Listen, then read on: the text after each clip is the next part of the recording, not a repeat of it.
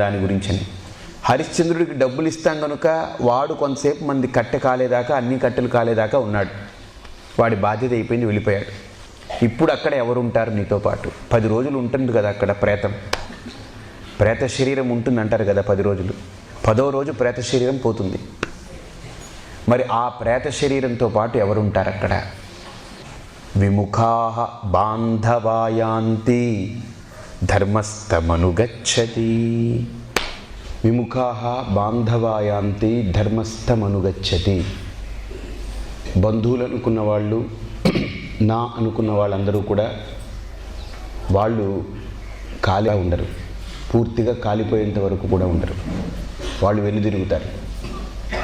అప్పుడు ప్రేత శరీరాన్ని ధరించున్న నేను ఆ 10 రోజులు ఎవరితోటి కాపురం చేయాలి అక్కడ? 10 రోజుల తర్వాత నేను విముక్తుని అవుతాను. ధర్మోదకాలు ఇస్తారు, నన్ను విముక్తుని చేస్తారు. ఆ తర్వాత నా గతి, నా యొక్క గమ్యం ఏమిటి ఆలోచిస్తే మన శాస్త్రాలు అంటున్నాయి, ధర్మస్థమనుగచ్చతి. ధర్మమే నీ వెనకాల నడుస్తూ ఉంటుంది. అది నీకు టార్చ్ లైట్ వేస్తుంది.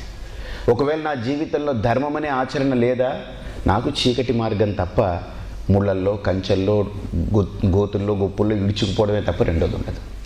మన జీవితాన్ని అత్యుత్తమమైనటువంటి మార్గం వైపు నడిపిస్తుంది. భారతీయ వాంగ్మయాలు చాలా అద్భుతంగా ధర్మ, అర్థ, కామము అని 3 పురుషార్థాలని చెప్పాయి.